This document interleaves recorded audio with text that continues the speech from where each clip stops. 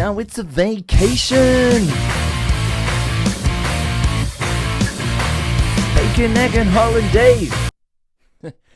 I'm a silly Billy, aren't I? See, what I did was I changed holiday for the word vacation.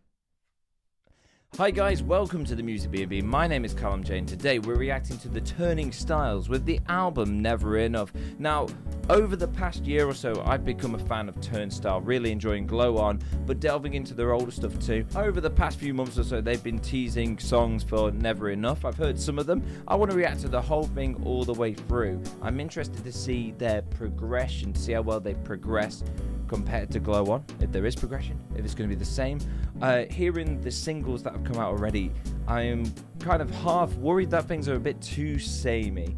At the same time, very excited because there was one track I really enjoyed. Forgotten the name of it. Anyway, let's dive into it. If you like it, you know what to do. Link in the description down below to the album. And remember to like, comment, subscribe. Let's go with our first song. It's called Never Enough. Okay, so I've heard Never Enough. That was one of the singles leading up to this album. I've never reacted on this channel to TURNSTILE yet. So I'm excited to start getting you guys into the world of TURNSTILE if you don't know. And I want that journey to continue. What kind of sounds did they come up with next? You know what I mean? Yeah, it's gorgeous. They're also doing like they're doing like a video thing, aren't they? They're doing like a video for each song, like a feature-length thing that's shown at like theaters. I don't know where exactly. Probably in America. Be interesting to see the visual version of this as well. Never enough. Never enough. Let's crank it up. Let's turn it up a bit. Let's enjoy some hardcore. Okay, let's go. Next.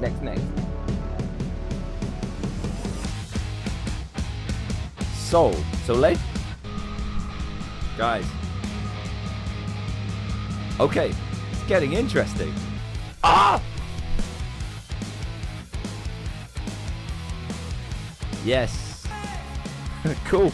Sol. I was like, Soleil! Okay, burst of energy coming through here. Man, they come up with like the best kind of like guitar riff. Best hardcore riff. Oh man, that'd be such a chant, wouldn't it? So cool. That kind of beat, that kind of like ongoing dum ba da ba boom ba da ba beat. Man, it's such a driver. It's perfectly like what was needed after a really kind of calm intro track. Like Never Enough was clearly like intro feels, wasn't it? Oh, loving the synth work going on there. And they're really building up these passages. Usually this kind of repetition boring to me, but there's a lot going on in the mix, like atmospherically, that is keeping me invested right now. And the chanting, I mean, you can just do that for everything here. Sick. I care. Okay. It does feel like Glow On too. Like a lot of similar stuff. This song feels like I don't know, a progression from the previous album though. You're delving more into this sound. What a bass line, by the way. Bassist from TURNSTILE. Shout out, the guy's crazy. He's so cool. Boop, boop, boop. So this has been a nice... How sharp that drum is. It just cuts out. Loving this so far. Great album so far. Dreaming. We got the saxophone.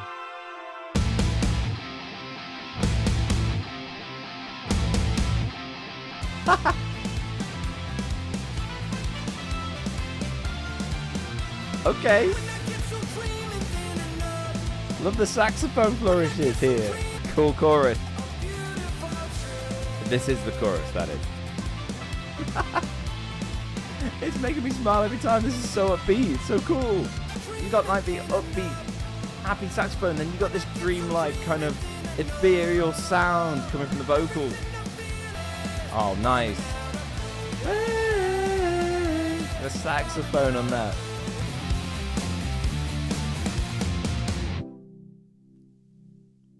Quick transition. Light design. Okay, we're heavy into the 80s here. It's nice. This isn't doing as much for me. I like the synth sounds at the very start, and then it kind of, I think it's pretty washy in terms of like a big sound throughout so far here. Where's the staccato, punchy, hardcore rhythms that we love, that breaks up the wall of like cloud sounds that we hear. I did like the synth work at the start. There was a way to do more of that in some way, to break up the I don't know, the wash and rinse cycle that is the reverb. Sometimes I feel Turnstile can get the balance between reverb and hardcore not as good as they can do. Anyway, this is dull. Okay, nice to have some dry vocals here. Liking this intro? Good. Okay. I'm going dull. I kind of like the juxtaposition of like saying you're going dull, but there's the least dull sounding thing there. Nice glitchy sounds, good ear candy. This is my favourite so far. Really like dull, really like soul. Very there for I Care. I think the only dead space for me is probably light design. Oh, okay.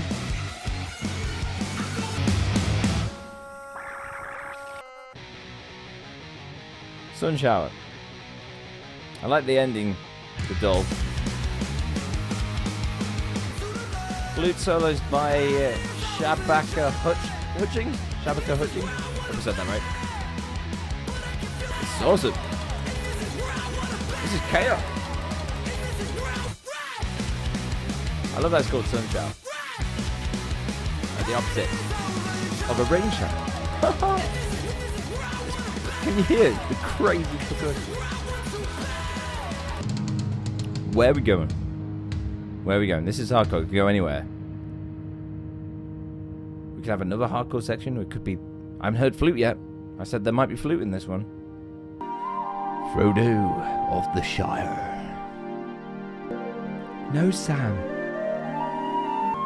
What status? It's more like massage parlor music. Take in a deep breath.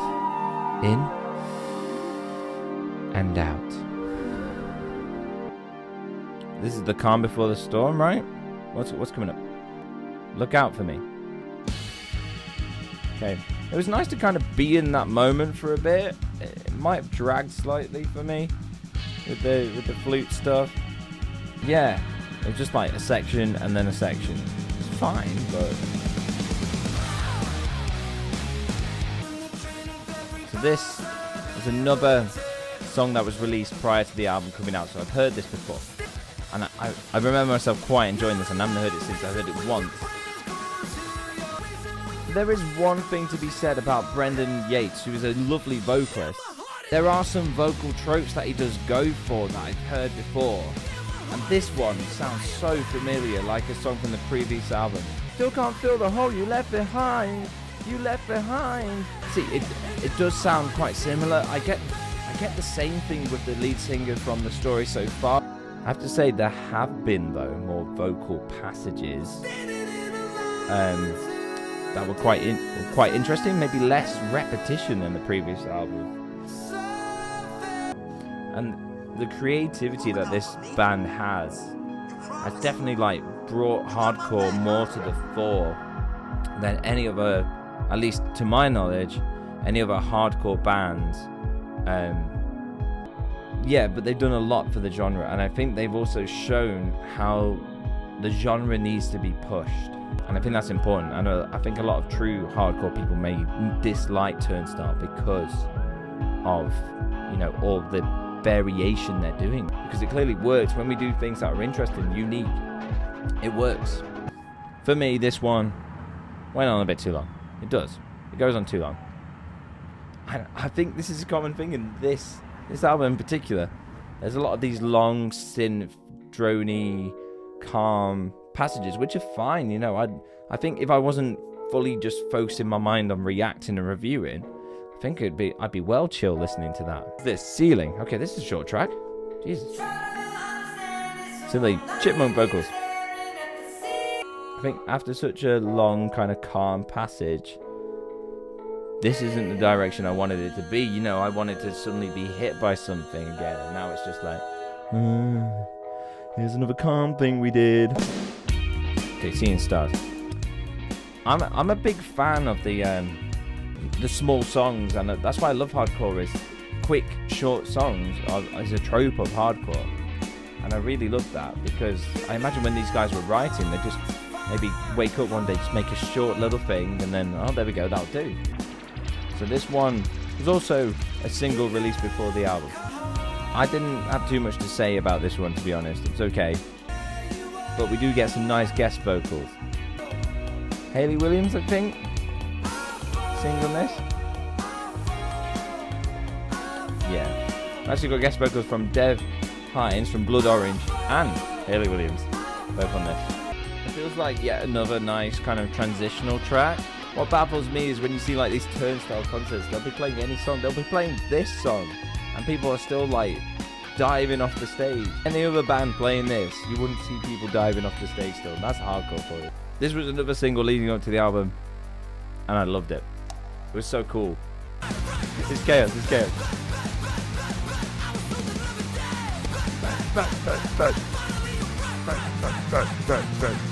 Let's go, let's go. Honestly, this track.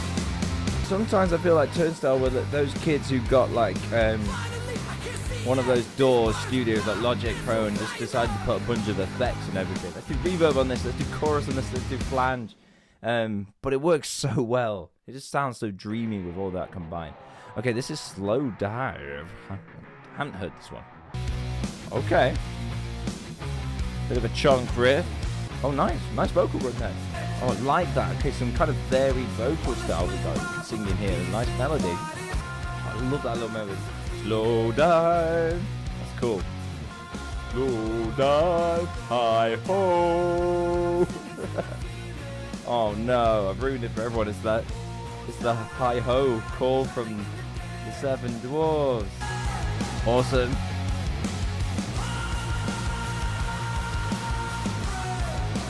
Nice gravel on the vocals there, man. Nice jumpy kind of riff here. Man, you could listen to that all day, couldn't you, that riff? That was cool.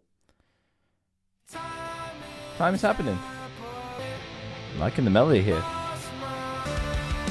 Nice little drive this song. It's plowing forward relentlessly.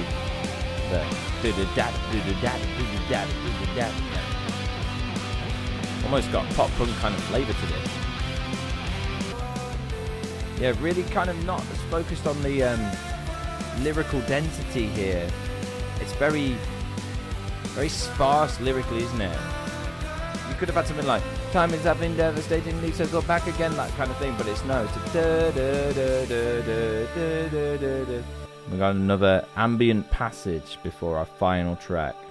Is that right? Final track is Magic Man, which is coming up in around 10 seconds. Although time is happening feels like a nice closer to the project, doesn't it?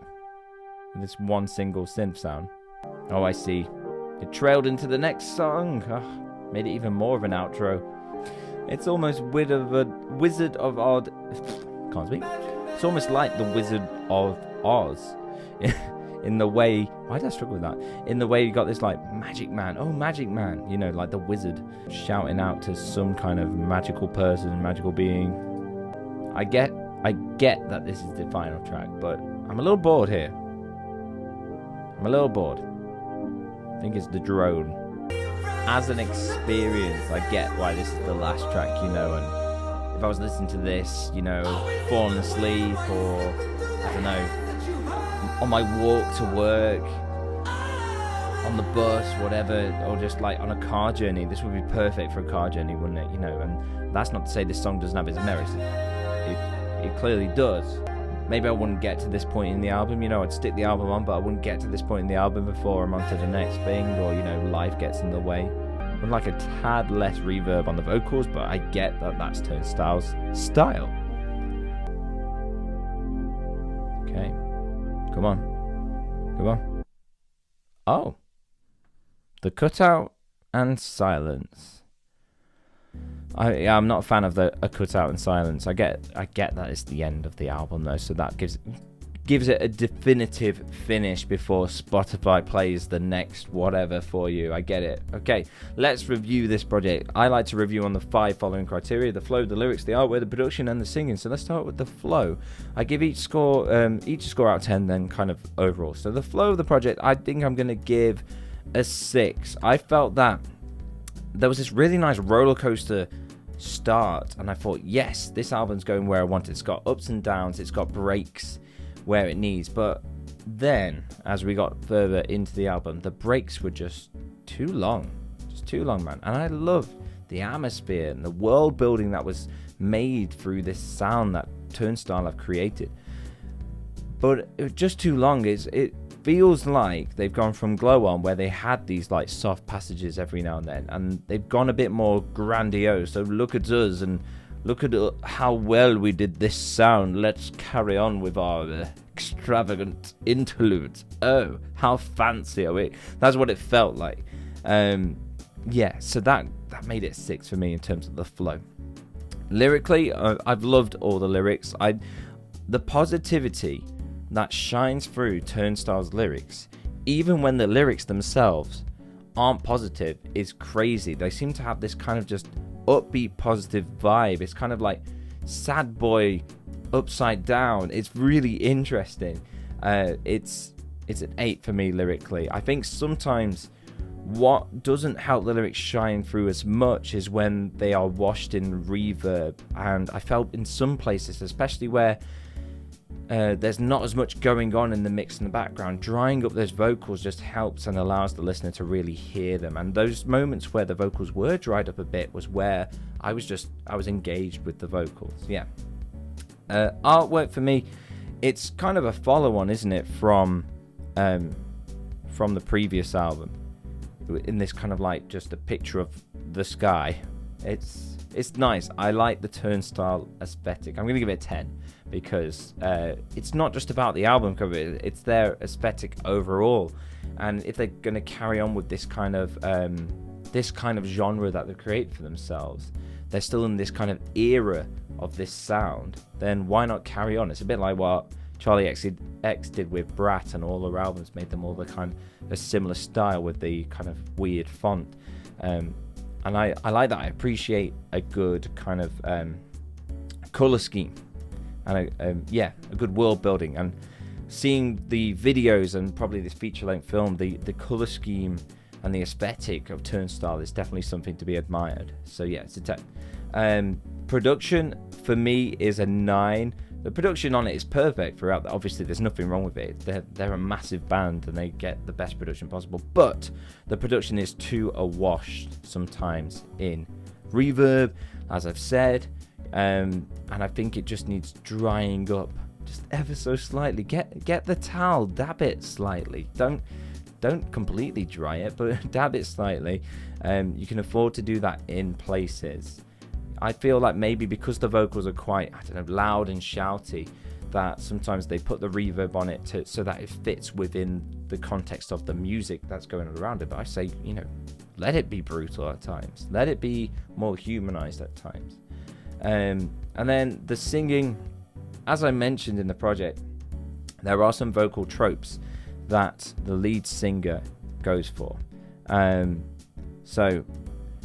But that being said, Brendan doesn't always go for those tropes, and there were definitely tracks where I thought, hey, there's some slightly different variation in vocals that I haven't heard yet, and I'm not hearing things that I've heard before, which is fantastic. For example, on Slow Dive with the Seven Dwarves Hi Ho Slow Dive, that was a really cool kind of sound to it. And there are places in this project where, obviously, because you've been making different songs, there's different vocal things, but there are the vocal tropes occasionally. So I'm going to give maybe a 7 for the vocals.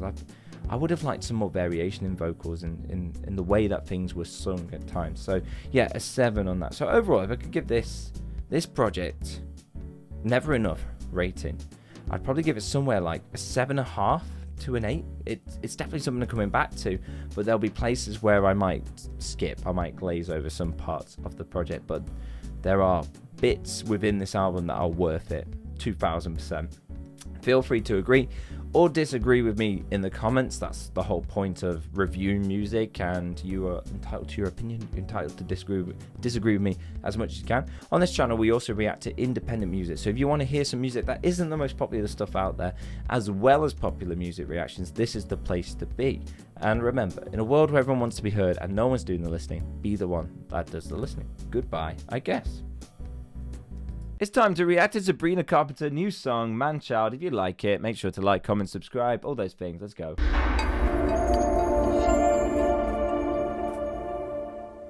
And now it feels so good to say hello, hello, hello, hello, hello,